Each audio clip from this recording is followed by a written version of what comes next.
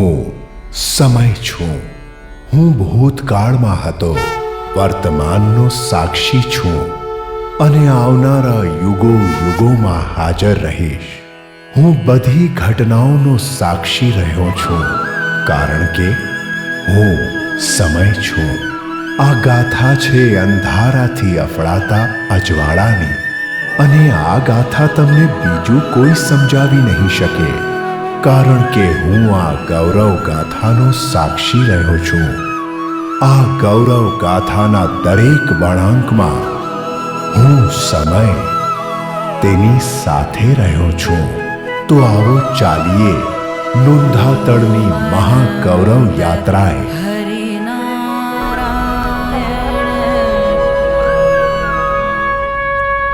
આદિકાળથી એક માન્યતા હંમેશા સાચી ઠરતી આવી છે.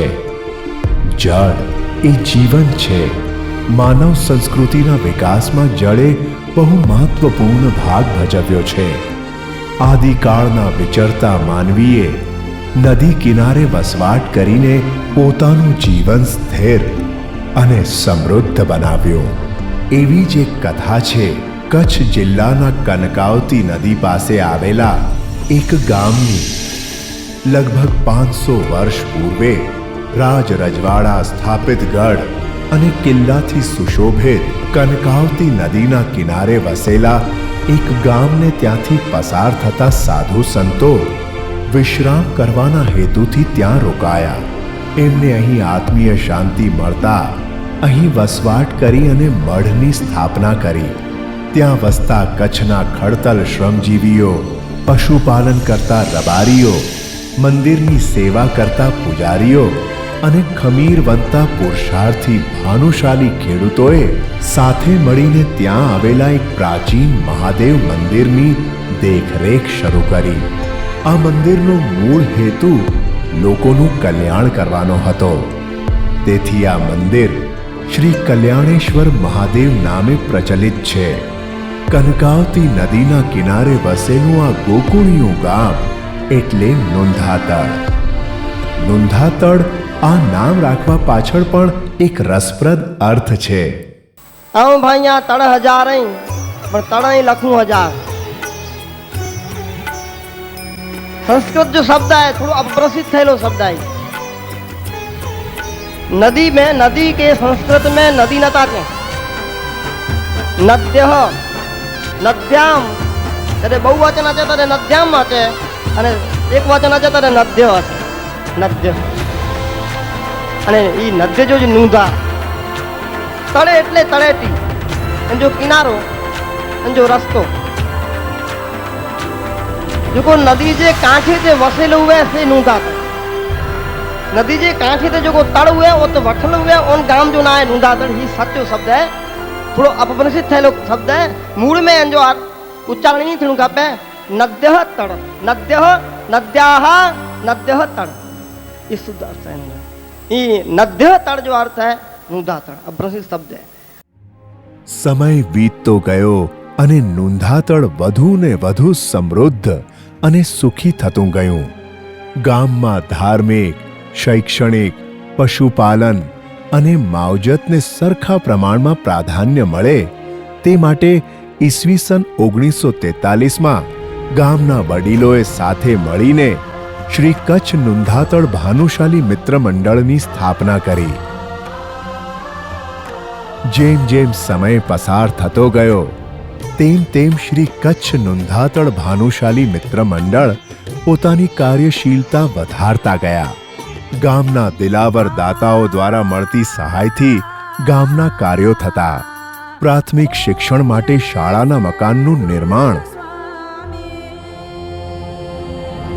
તેમજ ગામના લોકોને તાત્કાલિક તબીબી સેવા મળી રહે તે માટે દવાખાનું, પશુઓ માટે ઘાસચારાની વ્યવસ્થા અને નોંધાતળ ભાનુશાલી નવરાત્રિ મિત્ર મંડળની પણ સ્થાપના ઈસવીસન 1944માં કરી.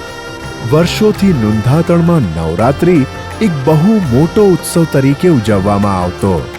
નવરાત્રિના 9 દિવસો ગામના વડીલો અલગ અલગ ધાર્મિક નાટકો કરતા, જે જોવા આજુબાજુના ગામોથી પણ લોકોનું ટોળું ઉમટી પડતું. વધુ સમય વીત્યો અને નુંધાતળ ગામ દરેક ક્ષેત્રે આગળ વધતું ગયું.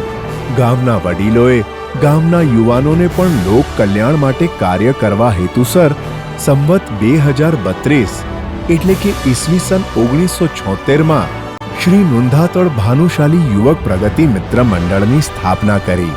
આ મંડળે ખૂબ ઉત્સાહપૂર્વક પોતાના કાર્યો સંભાળ્યા.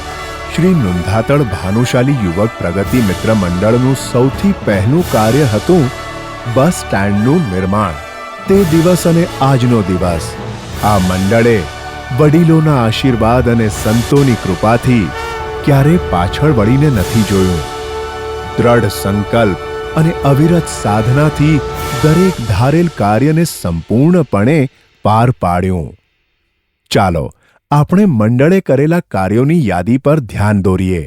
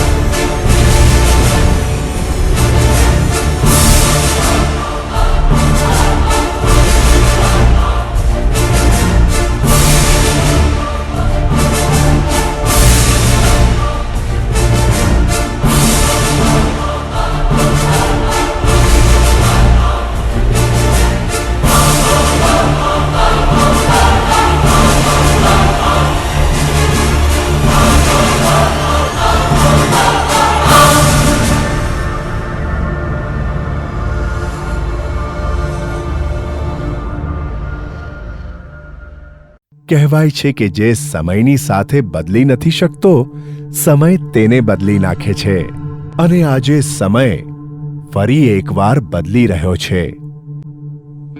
એ બતાવવા માટે કે આવતીકાલ કેટલી સોનેરી હશે, હું તમને 3 પ્રશ્નો પૂછવા માંગુ છું. શું તમે આ બદલાતા યુગ સાથે પોતાના વિચારોને બદલવાની હિંમત રાખો છો? શું તમે કાયમ માટે શિખર ઉપર રહેવા માંગો છો? અને શું તમે સમય સાથે ચાલવાનું સાહસ દાખવો છો?